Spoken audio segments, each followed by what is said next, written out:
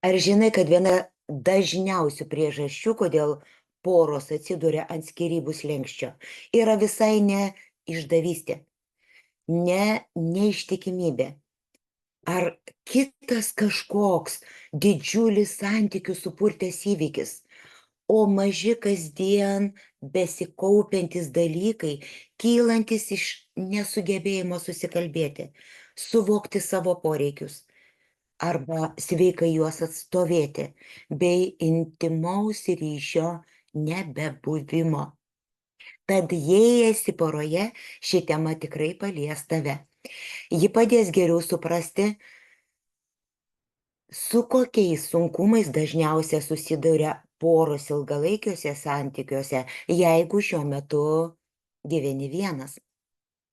Esu Danguolė Krupovnickienė, psichoterapeutė, supervizorė, turinti porų ir grupių terapeutės specializacijas ir kviečiu šio ryto kavą išgerti pasikalbant atvirai apie tai, kas skauda daugeliui porų ir kas poras atveda į psichoterapiją, bei pagrindinius mitus stabdančius nuo šio žingsnio.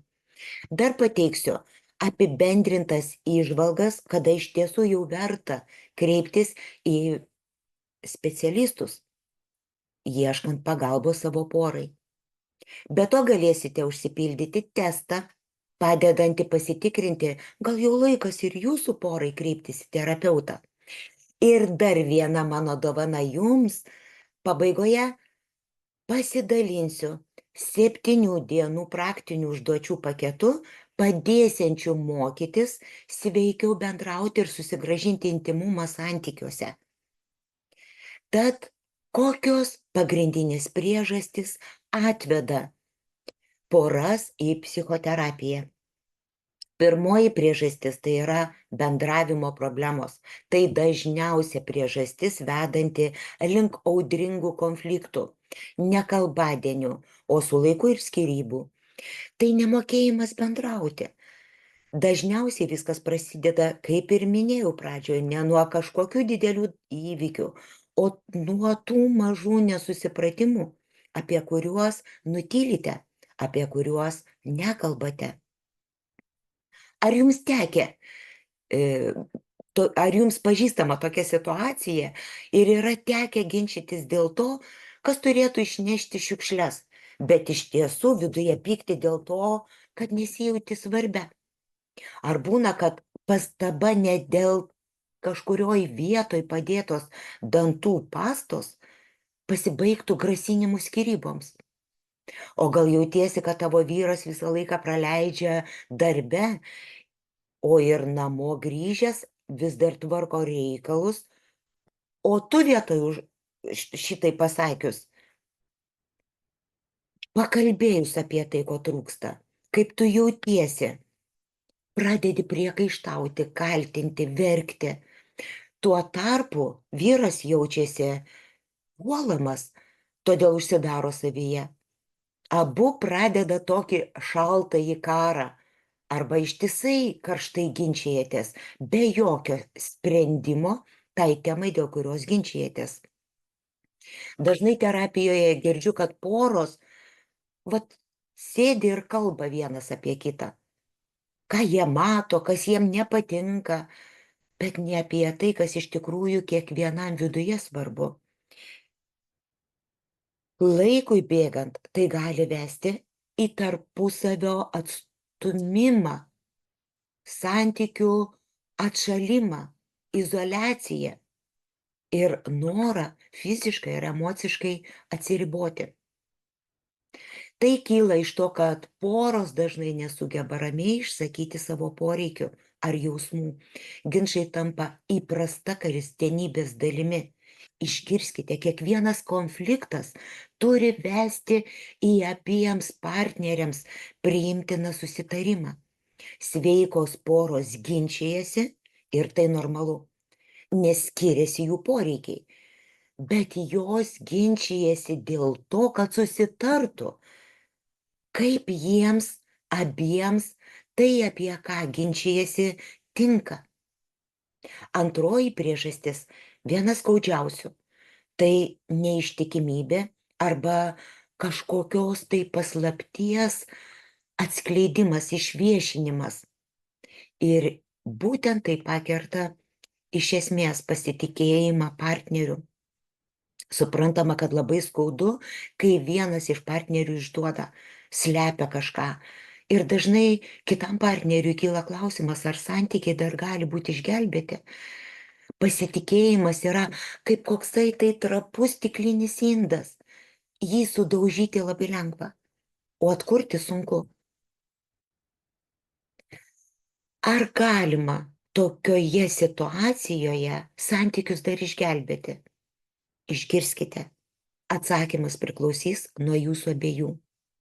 Pabandykite kartu rasti atsakymą į klausimą, jei ši situacija būtų mūsų mokytoja, ko ji nori mus išmokyti.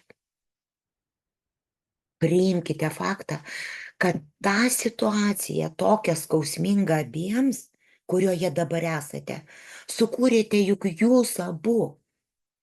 Ir jei norite po šio įvykio toliau būti kartu, abu turite apsispręsti keistis, stiprinti ryšį, kad jūsų įsipareigojimas vienas kitam būtų įmanomas. Jei sakote, kad atleidote partneriui neištikimybę, o kas kart jam vėluojant iš darbo pusvalandžių iš karto kūrėte kažkokius tai juodžiausius scenarijus, o jam grįžus kibirkščiuojate, kaltinate, o gal net paslapčiom tikrinat jo telefoną, kišenes, tai tikrai tokiu atveju nesate jam atleidę. Kaip bebūtų skaudu, turite pripažinti, kad vis tik tai tu neatleidai jam, tu iki šiol nepasitiki juo. O laimingo gyvenimo poroje be pasitikėjimo aš tiesiog nematau. O kaip galvoji tu, ar įmanoma išsaugoti santykius po išdavystės, arba netgi sukurti dar stipresnius nei buvo anksčiau? Pasidalink komentaruose, tai bus pravartu ir kitiems. Trečioji priežastis - skirtingi lūkesčiai, tikslai ir vertybės. Tai irgi labai dažnai atveda poras į psichoterapiją. Kas tai yra? Tai gali būti pomėgiai, gyvenamoji vieta, vaikai, atostogos, karjera. Šiuo metu labai dažnai nesutarimai kyla dėl vaikų. Vienas jų nori, o partneris jaučiasi nepasiruošęs tam. Sako, aš dar pats jaučiuosi vaiku, noriu pramogauti, pagyventi laisvai, be įsipareigojimų ar atsakomybių, o laikas eina. Gali būti, kad vienas nori gyventi mieste, kitas svajoja apie ramybę kaime. Jie iš tikrųjų myli vienas kitą, bet nesutarė, kaip turi atrodyti jų bendras gyvenimas ateityje. Arba jau dabar išsiskiria jų esminės vidinės vertybės. Terapijoje pora negaus atsakymo, kuris teisus, kurio vertybė yra vertingesnė. Terapija vyks apie tai, kaipgi suderinti tas dvi vizijas ir skirtingus poreikius. Dažnai sakau, kad meilė išgyvena ant kompromiso sparnų, bet žūva, kai kompromisas kažkuriam iš partnerių tampa nuolatinė auka. Ketvirtoji priežastis - artumo ir intimumo santykiuose nebebuvimas. Dažnai manęs klausia, dėl ko dažniau kreipiasi poros į terapiją? Dėl fizinio ar emocinio artumo sumažėjimo? Arba ką daryti, jei meilės nebėra? Nors skirtis nenorime, bet gyvename kaip seni kažkokie geri draugai, kambariokai. Dar labai dažna situacija, kai vienas nori intimumo, gilesnių pokalbių, laiko praleisto apsikabinus kartu, o kitas po darbo nori būti užsidaręs kitam kambarį vienas, trokšta tylos, ramybės. Ir šiuo atveju abu jaučiasi nesuprasti partnerių. Dažniausiai aš sakau, kad emocinis artumas yra pagrindinė problema, nes jis dažnai lemia intimumą. Jei nėra pasitikėjimo, nuoširdžių atvirų pokalbių ar jausmo, kad esi girdimas, suprastas, matomas, svarbus, gali išnykti intimumas, fizinis potraukis, arba jisai tapti tik formaliu.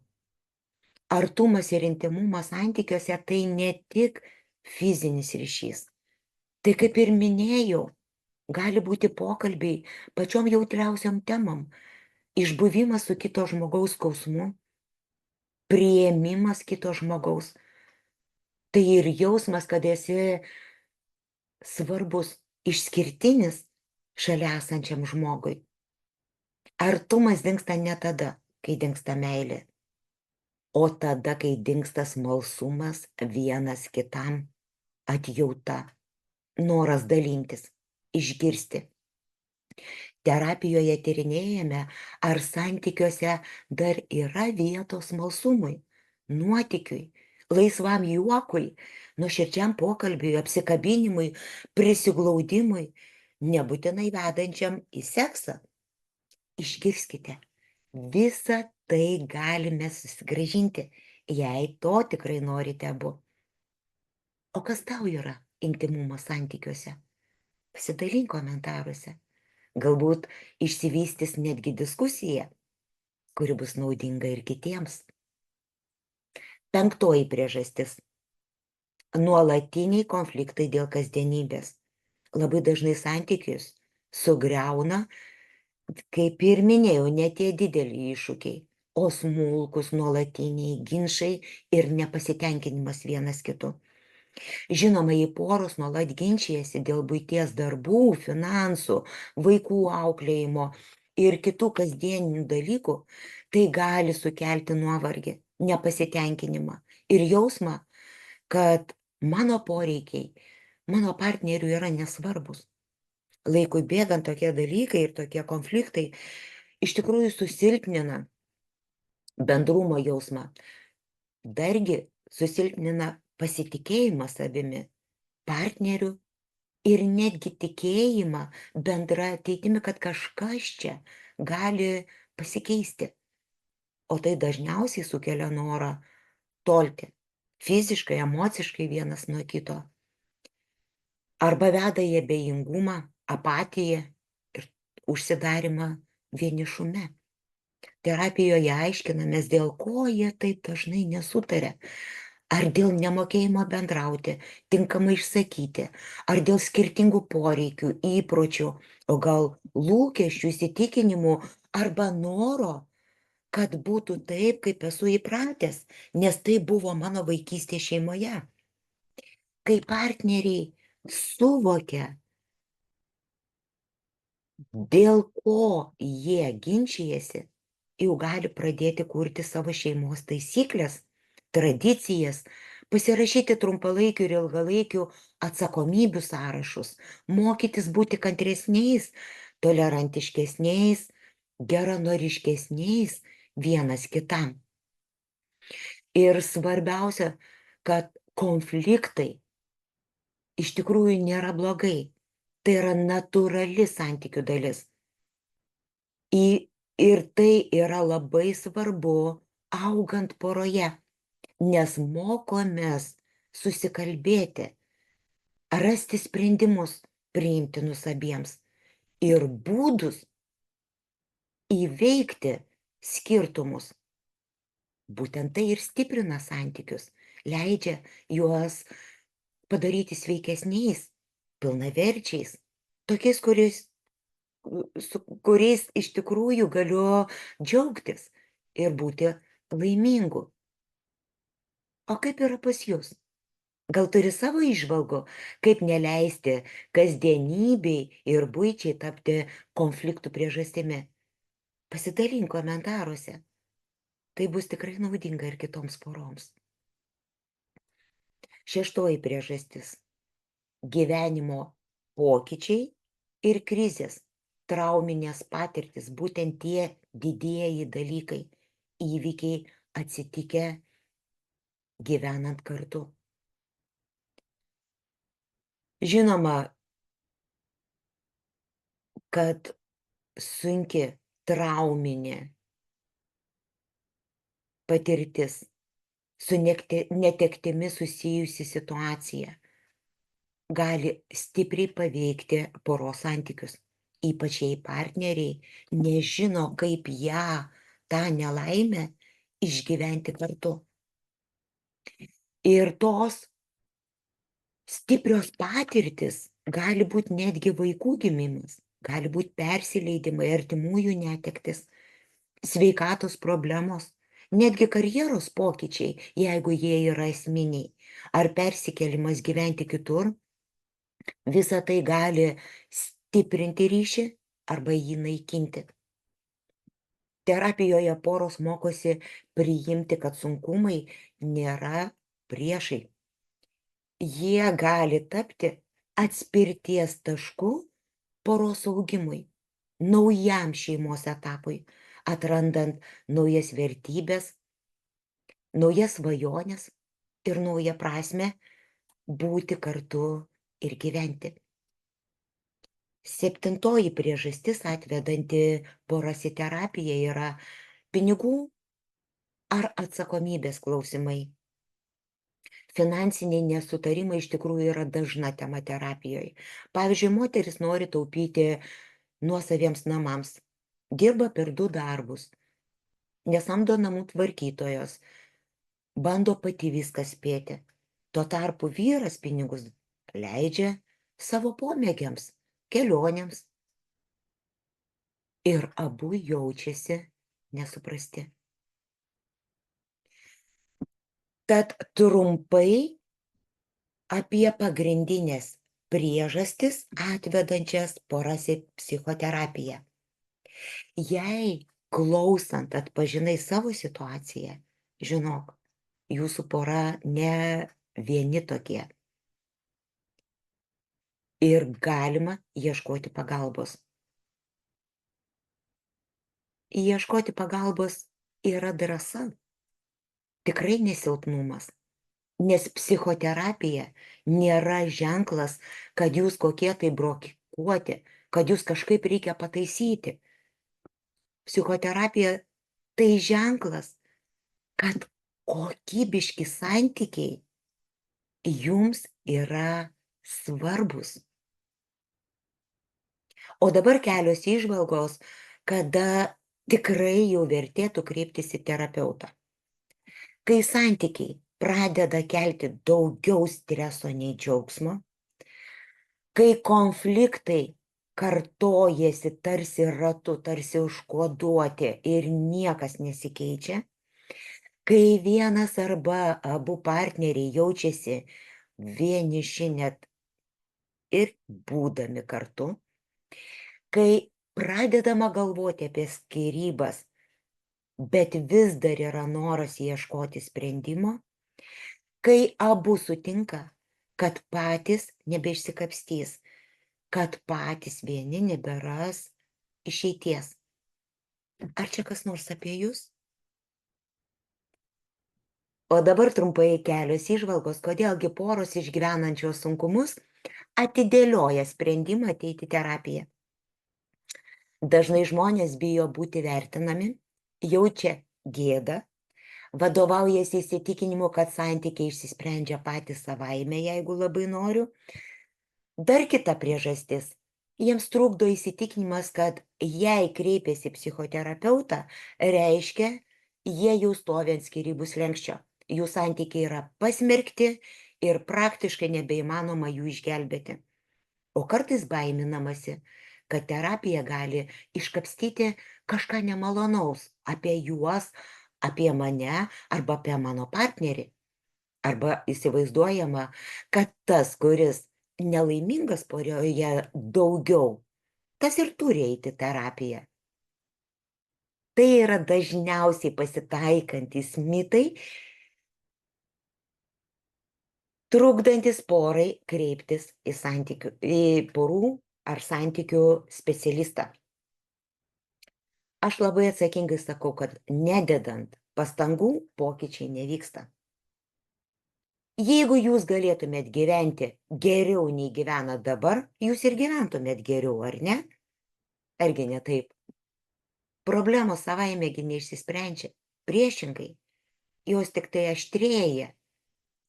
Ir psichoterapija kaip tik yra efektyviausia ne aukščiausiam taške, kai jau nebežinom, ką toliau daryti. O tada, kai mes dar abu turime energijos gelbėti santykius. Išmokti įveikti savo sunkumus mes dar norime. Mes dar esam smalsūs sau ir mūsų porai.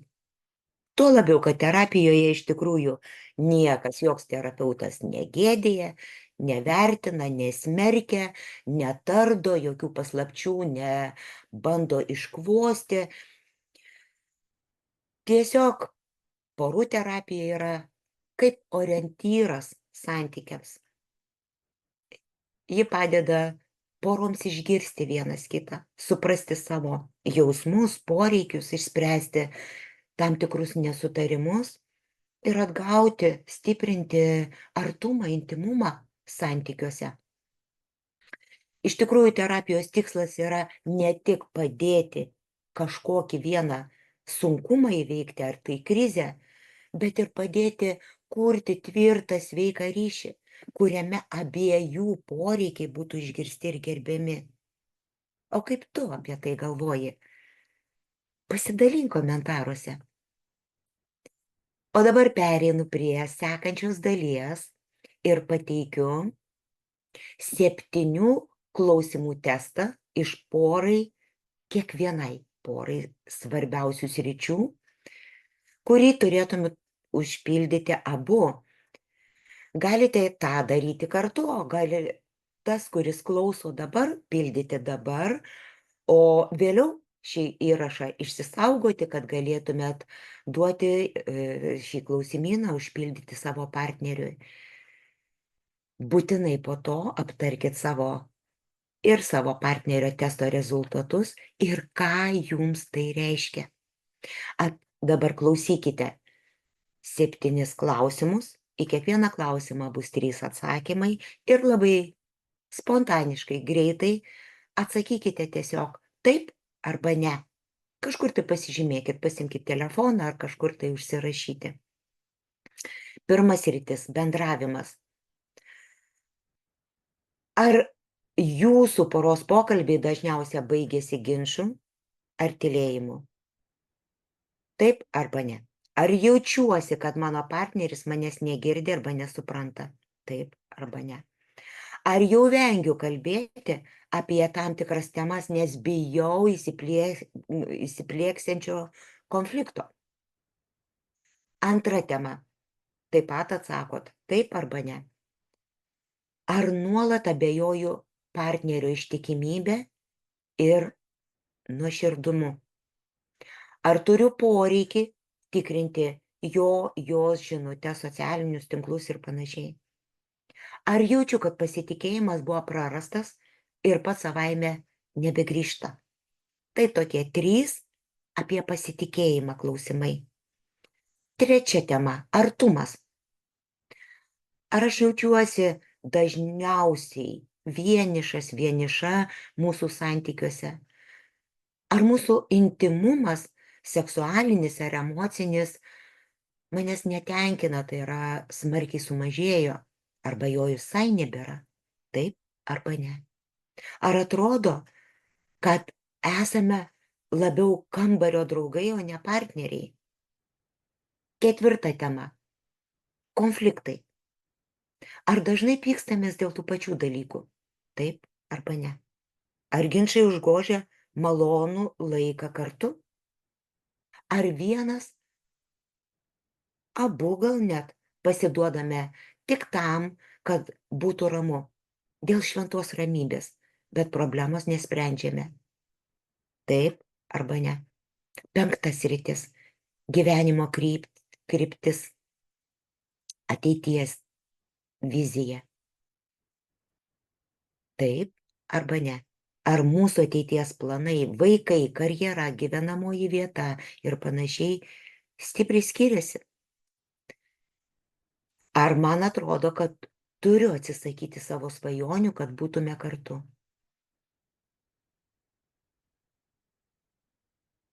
Kasdienybė ir atsakomybės.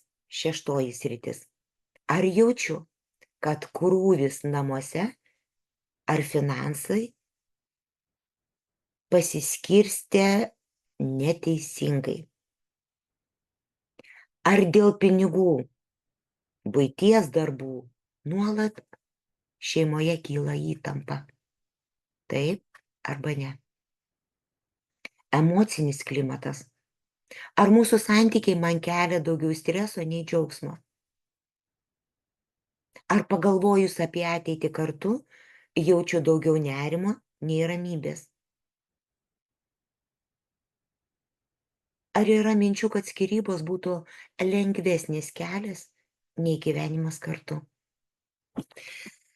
Jūs turite atsakymus į kiekvieną svarbią gyvenimo sritį, po 2 kiekvienoje temoje arba 3, taip arba ne. Rezultatų interpretacija. Jei taip pažymėjote tik kelis atsakymus, vadinasi, santykiuose kyla įtampų, bet iš tikrųjų tai galima daryti savarankiškai ir, žinoma, pravartu pradėti nuo atviro pokalbio. Jei taip pažymėjote daugumą atsakymų, bent keliuose iš šių 7 sričių verta pasvarstyti apie profesionalią pagalbą. Jei taip pažymėjote labai daug ir beveik visose srityse, psichoterapeuto konsultacija iš tikrųjų jums būtų naudinga, kad santykiai nepatektų į aklavietę. Aš tikiu, kad kiekviena pora gali atrasti savo kelią. Kartais su terapeuto pagalba, kartais tiesiog pradedant nuoširdų pokalbį. Kaip jaučiuosi? Ir domėjimusi, o kaipgi šalia esantis šiandien jaučiasi. Ir nebūtinai tokiam pokalbiui reikia ruoštis. Labai dažnai sakau, kad pokalbis su partneriu tai ne darbo pokalbis. Jis gali gimti spontaniškai prie kavos puodelio virtuviai, ar besikapstant tiesiog sode. O pabaigai mano pažadėta dovana jums. 7 dienų programa Iš naujo mes. Tai santykių atgaivinimo gidas. Jo užduotis gali padėti jums žengti pirmus žingsnius, mokantis sveikiau bendrauti ir susigrąžinti intimumą santykiuose. Išsisaugokite šį įrašą, kad galėtumėt bet kada prie jo grįžti. Galite tiesiog